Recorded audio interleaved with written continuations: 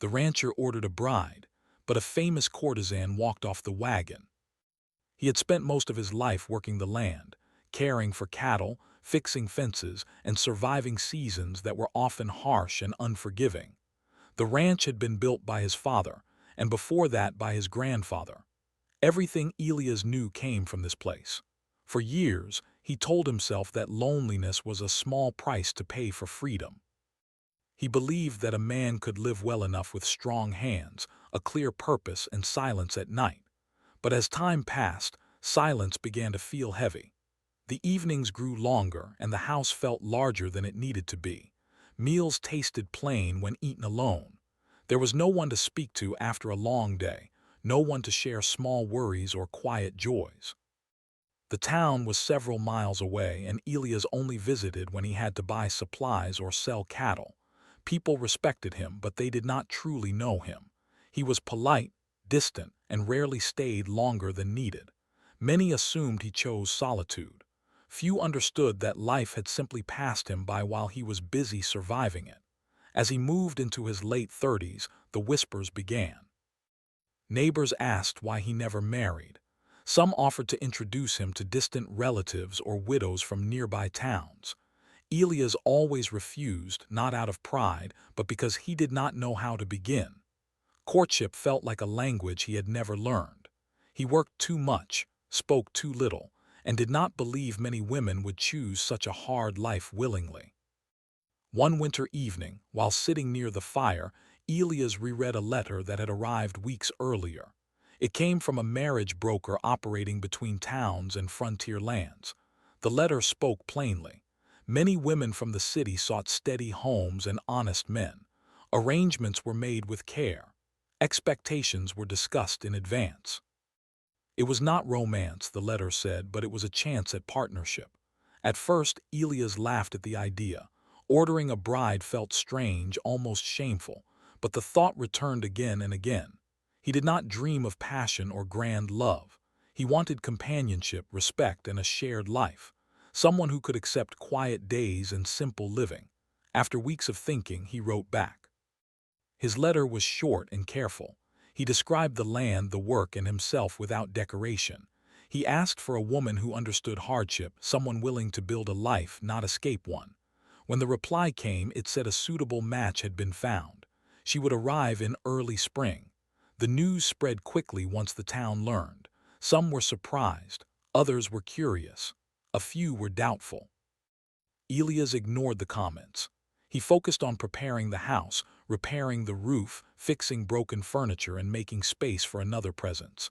Though he did not admit it aloud, he felt nervous. His life, long unchanged, was about to shift. The day of arrival came with clear skies and cool air. The town gathered near the road, as wagons from the city did not come often. Children stood on fences. Shop owners paused their work. Elias stood apart, hands in his coat pockets, heart beating faster than usual. When the wagon finally appeared, it rolled in slowly, covered in dust from the long journey. The driver climbed down, stretching his legs. For a moment, nothing happened. Then the curtain moved and a woman stepped down. She was not what Elias expected. She stood tall and confident, dressed neatly, with posture shaped by a life among people rather than open fields. Her movements were calm and practiced. She looked around, taking in the town without fear or hesitation. Her face carried strength, not softness. A silence fell over the crowd, followed by whispers. Some faces showed shock. Others showed recognition. Elias felt his stomach tighten. Something was wrong. A man near the general store leaned toward another and spoke quietly. A woman covered her mouth. The words did not reach Elias clearly, but he saw the reaction. The woman from the wagon was known, not to everyone but to enough. She was a famous courtesan from the city. Elias felt heat rush to his face. He had never seen her before, but the way people reacted told him everything. This was not the modest, quiet woman he had been promised. This was someone with a past far removed from ranch life. The woman met Elias' eyes. For a moment, neither spoke. There was no shame in her expression, only awareness. She seemed to understand the situation instantly. She knew she was not expected. She also knew she had nowhere else to go. The driver cleared his throat and spoke of papers and agreements, but Elias barely heard him. His mind raced. Had he been deceived? Was this a mistake? The town watched, waiting for his response. Finally, Elias spoke. His voice was steady, though his thoughts were not. He said nothing harsh. He simply asked for time. The driver agreed and left them standing there, two strangers bound by circumstance. The woman introduced herself calmly. Her name was Clara. Her voice was clear and polite. She did not offer explanations. She did not beg. She stood as someone prepared to accept whatever came next. Elias nodded, unsure what to say. The town slowly returned to its business, though curiosity remained thick in the air. Elias led Clara toward the ranch wagon. The journey back was quiet. The land stretched wide around them, and the silence felt heavier than ever. At the ranch, Elias showed her inside. The house was simple but clean. Clara looked around carefully, noting everything without judgment. She thanked him for allowing her to stay, even if only for the night. Elias finally asked the question that had been pressing on him. Why had she come? Why accept such an arrangement? Clara answered honestly, but without detail. She said she wanted a different life. She said the city offered attention but no peace. She did not speak of regret or pride. She spoke as someone who had made choices in limited circumstances. Elias listened, conflicted. He had expected one kind of woman and received another entirely. Yet something about her calm unsettled his assumptions. She was not loud or careless. She was thoughtful, reserved, and aware of her surroundings. That night, Elias slept little. He lay awake, staring at the ceiling, hearing the wind outside and the quiet presence of another person in the house. His plans felt uncertain. His reputation felt fragile. But beneath the worry, there was another feeling he did not yet understand. Clara, in the guest room, stared at the unfamiliar ceiling and wondered if this place could truly be the beginning she hoped for. She knew judgment would follow her. She knew trust would not come easily. But for the first time in years, she felt the possibility of something real. By morning, both knew that what had begun as a simple arrangement was no longer simple at all. Fate had placed them together, not as they expected, but as they were. And neither could turn back without facing what that choice would mean. The next morning arrived quietly, as mornings often did on the ranch. The sun rose slowly over the fields, and light crept into the house through thin curtains. Elias woke early out of habit. For a moment, he forgot that someone else was under his roof. Then he heard soft movement from the other room, and reality returned. He dressed and stepped outside, breathing in the cool air. The land looked the same as always, steady and calm, yet he felt unsettled. His mind replayed the looks from the town, the whispers, the sudden weight of attention he had never wanted. He had built his life carefully, avoiding trouble and judgment. Now both stood at his door. Inside the house, Clara woke slowly. The bed felt unfamiliar, the room plain and quiet. She sat up and listened to the sounds of the ranch waking, boots on wood, a door opening, distant animals. This was nothing like the city. There were no voices, no music, no noise pressing in from every side. The silence was deep, almost overwhelming. She dressed simply, choosing clothes meant for travel, not attention. When she stepped into the kitchen, Elias was already there, setting water to boil. He looked up, surprised, then nodded politely. They spoke little. He offered her tea and bread. She thanked him. Their words stayed careful, like steps on fragile ground. After breakfast, Elias told her he needed to go into town. Supplies were low and people were already curious. Clara understood immediately what that meant. She offered to stay behind, not wanting to add to his discomfort. Elias agreed, though he felt uneasy leaving her alone. When Elias reached town, the looks returned. Some people greeted him as usual, but others stared openly. A few spoke in low voices, thinking he could not hear. He felt their judgment pressing against his back. One man asked directly if the woman at his ranch was who they thought she was. Elias did not answer. He finished his business quickly and left. Back at the ranch, Clara spent the morning exploring the house and yard. She cleaned where she could, more out of habit than obligation. Order had always given her comfort. As she worked, memories followed her. The city, the lights, the expectations placed on her. She had learned early how to read people, how to protect herself, how to survive. Yet survival came with a cost. She had agreed to the arrangement knowing the risk. The broker had warned her that the rancher would not know her history. She accepted that truth. She was not trying to deceive. She was trying to start again. But now, standing in a place where everyone seemed to know who she was, she wondered if escape was truly possible. When Elias returned, he found the house cleaner than before. He noticed small changes, things he had never bothered to fix or arrange. It unsettled him in a way he could not explain. The house had always been practical, not comfortable. Now it felt touched by care. That evening they shared another quiet meal. Elias asked simple questions, where she had learned to cook, how she managed the long journey.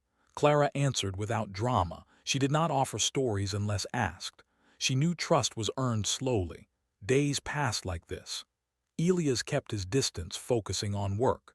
Clara stayed busy, helping where she could, learning the rhythms of the ranch. She struggled with some tasks but refused to complain. Blisters formed on her hands, dust clung to her clothes. She accepted both without protest. The town did not forget. People began riding past the ranch, curious eyes watching from a distance. A neighbor stopped by once, offering help but clearly seeking answers. Elias remained polite but firm. He did not defend Clara openly, but he did not dismiss her either. Inside, he wrestled with his thoughts. He did not trust easily. His life had been shaped by effort and restraint. Clara's presence challenged his understanding of character. She did not behave as rumors suggested. She worked hard, spoke kindly, and respected his space. Still, the weight of her past hung between them, unspoken but present. One afternoon, a sudden storm hit. Rain fell hard and animals scattered. Elias rushed to secure the fences. Without hesitation, Clara followed despite the mud and wind. Together they worked, shouting over the noise, handing tools back and forth. For the first time, they moved as a team. When the storm passed, they stood soaked and tired, breathing hard. Elias looked at her differently then. He saw strength where he had expected weakness. He saw determination instead of performance. Clara noticed the change in his eyes but said nothing. That night, Elias finally asked what he had avoided. He did not accuse or insult. He simply asked her to tell him the truth about her past. Clara did not look away. She spoke slowly, choosing her words with care. She did not defend herself or ask for pity. She explained that her life in the city had been shaped by limited choices. She spoke of survival, of learning to please expectations that were not her own. She admitted that she was known, but said that being known was not the same as being understood. Elias listened in silence. Her honesty left little room for easy judgment. He felt uncomfortable not because of what she said, but because it challenged the simple rules he had lived by. Afterward, neither spoke for a long time. The fire burned low. Outside, the land rested under the stars. The distance between them had not vanished, but something had shifted. Judgment had given way to awareness. Fear softened into curiosity. Yet the town remained. Elias knew that choosing kindness over reputation would come at a cost. Clara knew that trust, once broken, was difficult to rebuild. As they prepared for sleep, both understood that their lives were no longer separate paths crossing by chance. They were standing at the beginning of a difficult road, one shaped by patience, quiet courage, and choices that could not be undone. Time moved forward slowly, measured by work and weather rather than dates. The ranch settled into a new rhythm, one that included two people instead of one. Elias rose before sunrise as always, but now there were 2 cups on the table in the morning. Clara learned the routines by watching first, then helping. She made mistakes, corrected them, and tried again. Elias noticed her effort, even when he did not speak of it. The town did not forget her presence. Riders still passed by, and gossip traveled faster than the wind. Some neighbors avoided the ranch completely. Others came with thin smiles and heavy questions. Elias answered only what was necessary. He felt the pressure building, not as anger but as a constant test of his resolve. Clara sensed it too. She noticed how Elias' shoulders tightened when someone mentioned the town. She knew the burden her presence placed on him. More than once, she considered leaving quietly, sparing him the trouble. But each time she looked at the wide land, the honest work, and the rare moments of peace, and she stayed. Leaving had always been easy. Staying was the harder choice. As weeks passed, trust began to form in small, unspoken ways. Elias started asking Clara to handle tasks on her own. He showed her how to mend a fence, how to check water lines, how to read the sky for signs of weather. He explained things simply, without doubt in his voice. Clara listened carefully. She took pride in learning skills that felt real and lasting. One afternoon, a calf became trapped near the creek. Elias was working far from the house, and Clara was the only one nearby. Without hesitation, she acted. She remembered Elias' instructions and followed them step by step. When Elias arrived later, the calf was safe, and Clara was exhausted but steady. Elias thanked her.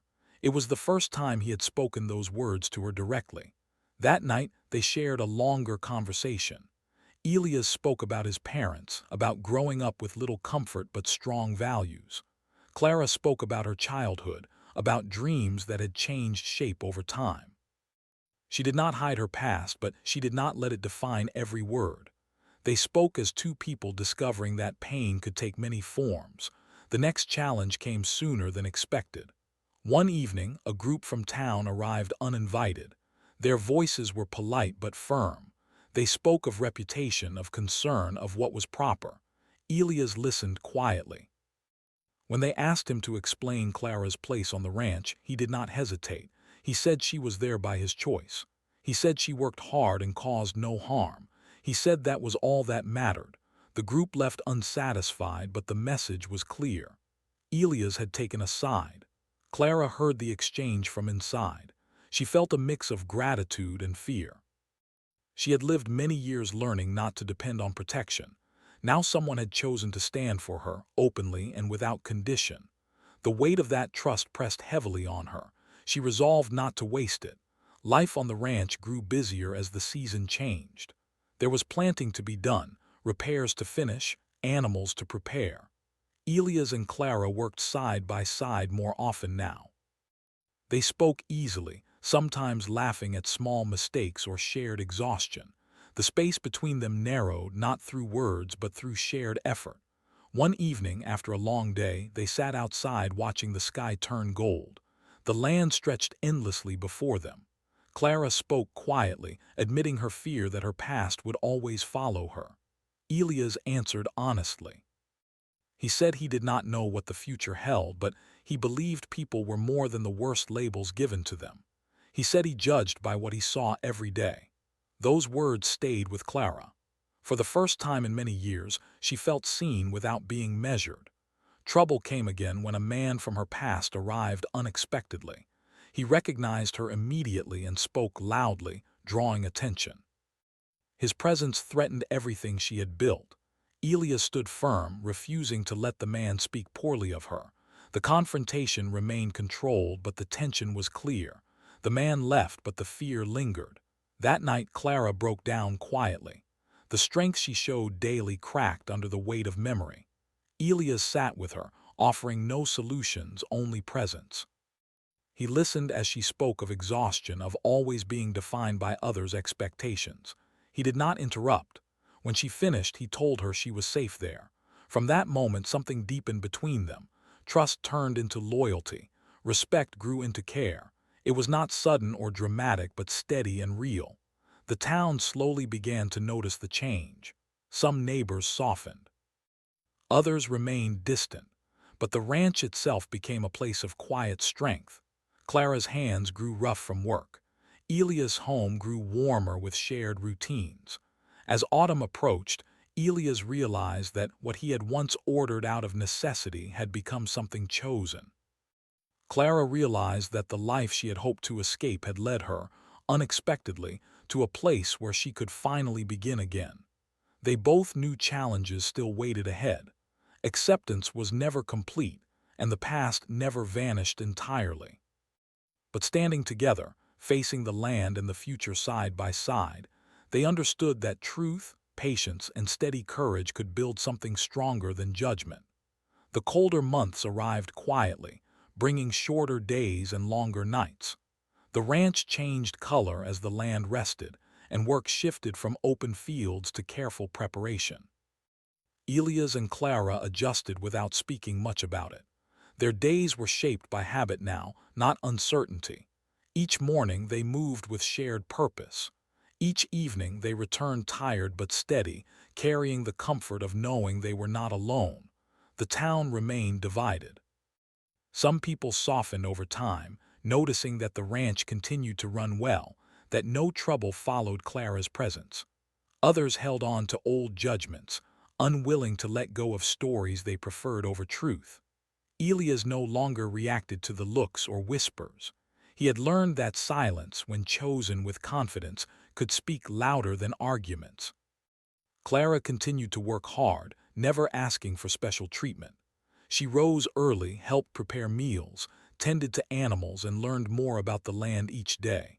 Her hands bore signs of effort, and she felt pride in that. For the first time in her life, her value came from contribution, not appearance or reputation. One evening, a sickness spread among the cattle. It was not severe, but it required constant attention. Elias worked through the night, checking animals, mixing remedies, and monitoring their condition. Without being asked, Clara stayed beside him. She brought water, kept notes, and stayed awake even when exhaustion pressed heavily on her. Elias noticed her quiet determination. It reminded him that partnership was not built through words, but through showing up when it mattered most. When the cattle recovered, relief spread through the ranch. Elias thanked Clara openly in front of a neighbor who had come to check on the situation. The neighbor nodded, seeing her not as a rumor but as a capable part of the ranch. It was a small moment, but it mattered. As winter deepened, the house became a place of shared warmth. Evenings were spent near the fire, sometimes talking, sometimes sitting in comfortable silence. Clara began reading aloud from old books Elias had never touched. Elias repaired tools while listening. Their lives blended naturally, without effort or pretense. One night, Elias spoke about his fears. He admitted that he had worried about making the wrong choice, about losing the respect he had worked years to earn. He said he had learned that respect built on fear of judgment was fragile. Clara listened closely. When she spoke, she said she had lived most of her life being watched, measured, and misunderstood. She said this ranch was the first place where she felt allowed to exist without performance. Spring arrived again, bringing renewal to the land. Fields greened, animals grew stronger, and the ranch returned to full motion. With the change of season came a gathering in town. Elias hesitated at first, unsure whether attending together would invite trouble. Clara told him she would understand if he went alone. Elias surprised himself by refusing. He said they would go together or not at all. When they arrived, the town reacted quietly. Some avoided them, others greeted them politely. A few even spoke kindly. No scene followed. No confrontation came. Life moved forward as it always did. The absence of conflict felt like progress. Later that night, Elias and Clara walked back under the open sky. Elias realized that the woman who had stepped off the wagon months earlier was no longer defined by arrival or expectation. She was part of his daily life, his decisions, his future. In time, the arrangement that had once felt like a transaction transformed into something honest. There was no sudden declaration, no grand promise. Instead, there was consistency. There was trust built through effort and shared responsibility. There was respect that grew quietly, without demand. The town slowly adapted. Children waved when riding past. Neighbors asked for help during busy seasons. Clara became known not for where she came from, but for how she lived now. Some never changed their views, but their opinions no longer shaped the ranch's peace. Elias stood by Clara openly, not as an act of defiance, but as a natural truth. He learned that standing beside someone did not require explanation, only conviction. Clara, in return, gave the ranch her full commitment. She did not try to erase her past, but she no longer carried it as a burden. Years later, people would speak of the ranch as a place where things were done differently, where assumptions were challenged by patience, where two lives crossed in an unexpected way and chose understanding over fear. What began with an order made out of loneliness became a shared life built on steady ground.